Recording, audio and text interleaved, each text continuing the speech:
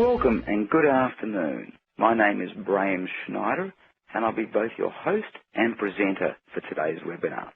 Our topic today is our CAMP competency study that we've just completed. The focus is on business-to-business channel management, so we're not focusing on business-to-consumer. We did this research for three reasons. Firstly, our clients were asking us to do so, as many of them were increasing their investment in channel management, some by as much as doubling their investment in channel development and training in the coming year. Our second reason for doing the research was to advance the thinking on the importance of the role of channel management, and thirdly, to improve the understanding on the complexity of the role. So clearly those latter two reasons, we're trying to play the role of an advocate for the industry to try and both grow the importance and understand some of the issues and complexity of the role. So we certainly hope you find this to be very useful. When I use the word CAM or channel manager or channel account manager in this webinar, we're really talking about the role of someone who is responsible for the management of channel partners inside of a particular vendor.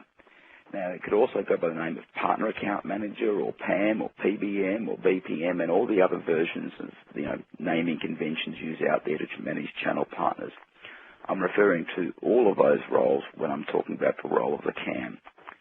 This webinar has also been run in EMEA and in the Asia Pacific region, and there will also be a recorded version of this webinar available on our website in the next day or two. And if you go to the top right-hand side of your screen, you will see a handouts icon.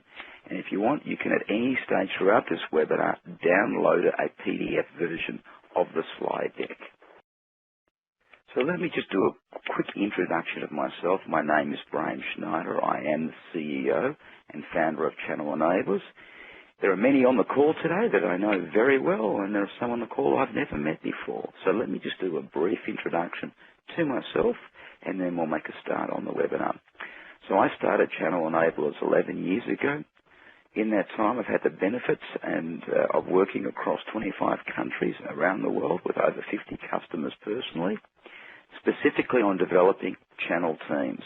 I've worked with some very large vendors like SAP, HP, EMC, Cisco, VMware, and IBM, to name a few, but also with some very small or developing vendors, and had great success. My passion in running this business is around channel account management development and driving and being the advocate in the industry around having to improve both increase the awareness of the role and the importance of the role.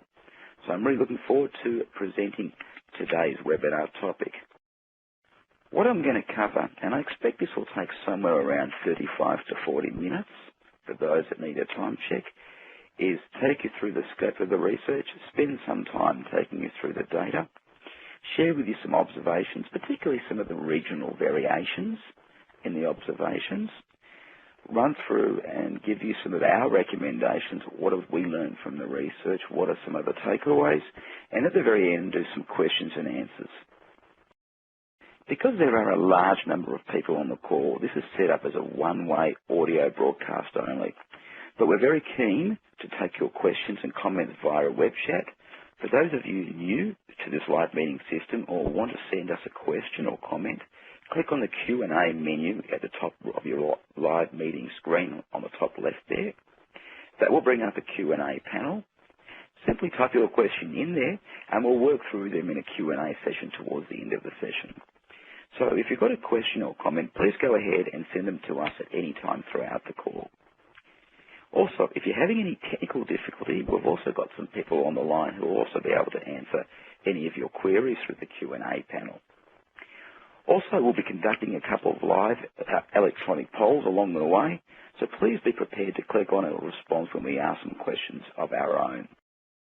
And let's start with a poll just to get things going. Spending on channel development is on the increase.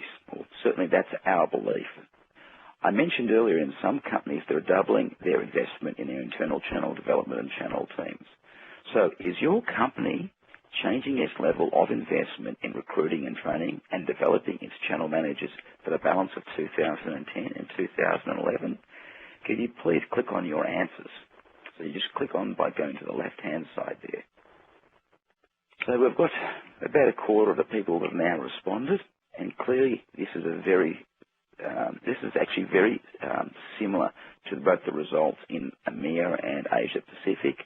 It would seem that about 2/3 are talking about increasing their channel investment, about 1/3 are talking about maintaining it. Surprisingly, we didn't have anybody talking about decreasing their investment in the previous two webinars. We seem to have a couple of responses here that are talking about decreasing. But overall, there seems to be a very clear trend that the role and importance of channel management and the benefits it can bring to companies is on the rise, and that is being matched by the level of investment. So let me give you a little bit of a feel of the scope of the study. So we looked into best practices of channel managers. We asked 28 questions, and for each question we asked really two things. How important is the task or skill inside of that company? And also we asked for a rating of how well is this task actually being executed or performed. From that, we developed what we call an improvement ranking, which we use throughout this webinar and throughout the research analysis. And that's really looking at the importance less the achievement multiplied by the importance. So it's allowing us to identify those items that aren't being done that well that are very important. Participants from channel executives were targeted in the research. You can see on the right-hand side some of those, or the bottom right-hand side, some of those companies that were targeted. And we deliberately chose a combination of large companies who have very good channel credibility and a good reputation with their channel community, but we also targeted some smaller or more niche-type vendors. And I guess maybe $1 billion or $2 billion companies, not small or niche, but the idea was we wanted to see if there were any differences between them, large and small. And in the main, there was no differences. If you look at the top right-hand corner, we also try to get an even representation from the three major geographies or theatres around the world. And you'll see that we generally achieve that. So you'll see that the data being represented will be represented back by theatre as well as some of the global analysis.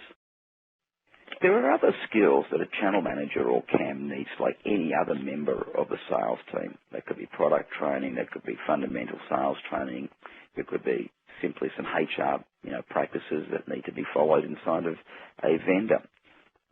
What we're focused on specifically in this study is what are the CAM-specific competencies that are unique to the role.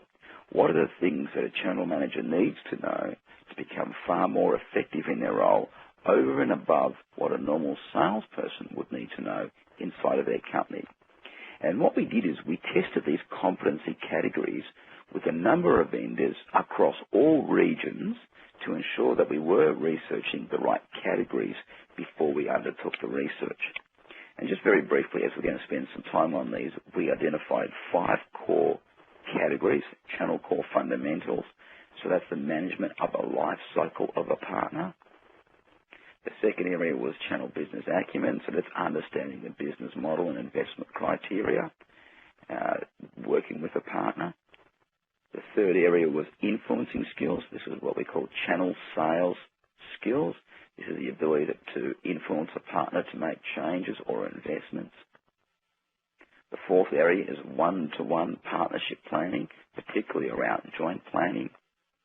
And the final competency area is leading and managing teams, which we split into 2, coaching and leading. So 2 very different qualities that we're looking for.